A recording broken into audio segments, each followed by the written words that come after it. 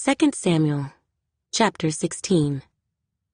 When David was a little past the top of the mountain, there was Ziba, the servant of Mephibosheth, who met him with a couple of saddled donkeys, and on them 200 loaves of bread, 100 clusters of raisins, 100 summer fruits, and a skin of wine. And the king said to Ziba, "What do you mean to do with these?" So Ziba said, "The donkeys are for the king's household to ride on, the bread and summer fruit for the young men to eat, and the wine for those who are faint in the wilderness to drink." Then the king said, "And where is your master's son?"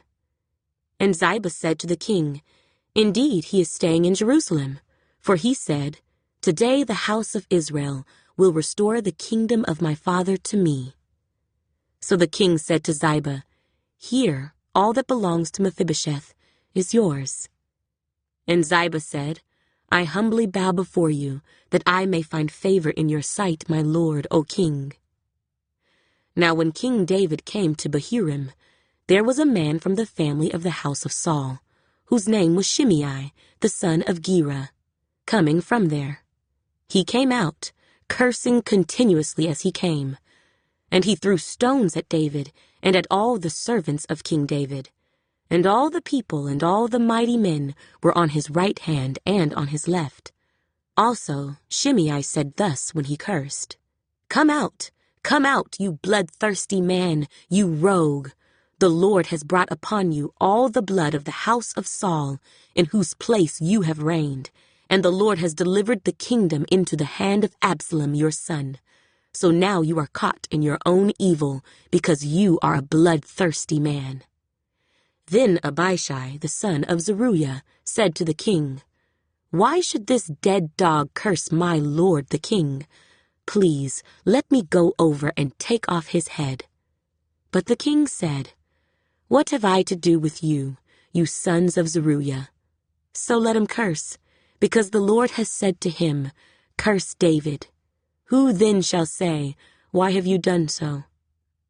And David said to Abishai and all his servants, "See how my son who came from my own body seeks my life.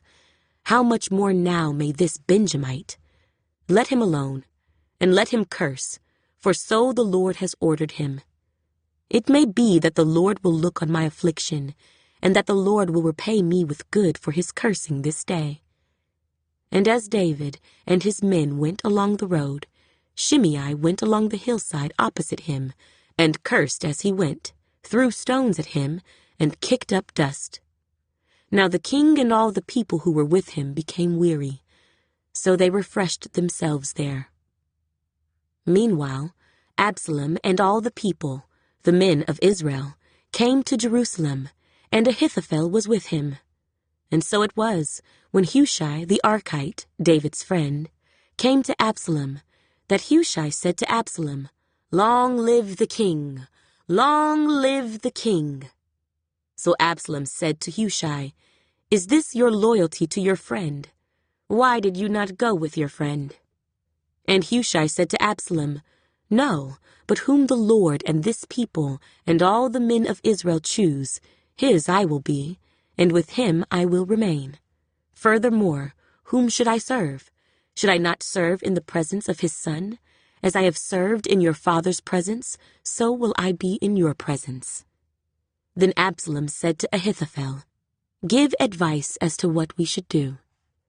And Ahithophel said to Absalom, "Go into your father's concubines, whom he has left to keep the house, and all Israel will hear that you are abhorred by your father. Then the hands of all who are with you will be strong." So they pitched a tent for Absalom on the top of the house, and Absalom went into his father's concubines in the sight of all Israel. Now the advice of Ahithophel, which he gave in those days, was as if one had inquired at the oracle of God. So was all the advice of Ahithophel, both with David and with Absalom.